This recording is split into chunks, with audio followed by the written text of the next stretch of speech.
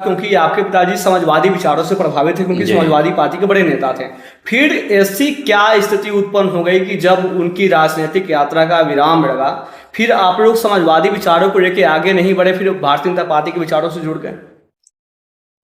अभी बहुत सुंदर क्वेश्चन है आपका, प्रश्न है कि उनकी विचारधारा, निश्चित तौर पे मेरे पिताजी समाजवादी विचारधारा से जुड़े थे और समाजवादी विचारधारा में लोहिया जी की विचारधारा को लेकर के वो चलने का अपने, जब तक उन्होंने वह यहाँ इस धरती पर रहे तब तक पूर्ण रूप से समाजवादी विचारधारा को उन्होंने जिया और समाजवादी विचारधारा के लिए उन्होंने लड़ाई किया, लड़ा यहाँ से लेकर के और दिल्ली तक, सड़क से लेकर के सदन तक गरमाने का काम किया और लोहिया जी के विचारों को अपने, जैसे हम लोगों पे वह प्रभाव,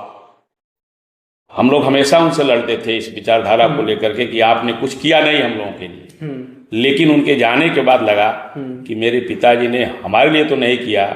लेकिन सलेमपुर की जनता के लिए बहुत कुछ किया है।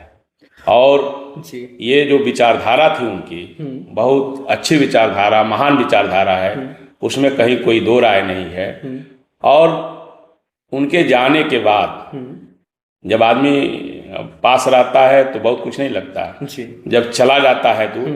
तो उसके बारे में सोचने पर लगता है कि वो भगवान से कम नहीं थे इस धरती पर। बहुत सारे ऐसे गरीब लोग आते थे जिनके पास फटे कपड़े थे, उस तरह के चप्पल नहीं था, उनकी इज्जत करना, उनकी सेवा करना, उनके पास थैली में खाने के लिए पैसा नहीं, उनको पैसा देना,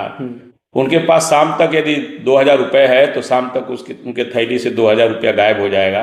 पता चला शाम को भी सब्जी मंगाने के लिए किसी से कहना ही पड़ेगा। नहीं, बिल्कुल, इसलिए तो मैंने आपसे एक बात पूछा कि आखिर फिर ऐसी क्या मजबूरी आ गई कि आप सपा को छोड़ के फिर आप लोग भाजपा में चले? और चूंकि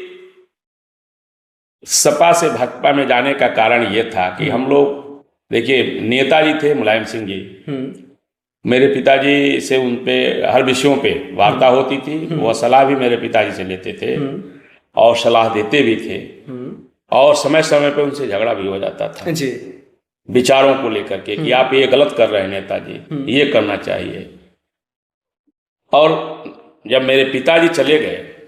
तो एक कष्ट हुआ, सबसे बड़ा कष्ट ये था कि मेरे पिताजी के मरने के बाद समाजवादी पार्टी की सरकार थी 2012 में, और 2012 में हम लोगों ने बड़ी मेहनत किया समाजवादी पार्टी को सत्ता में लाने के लिए।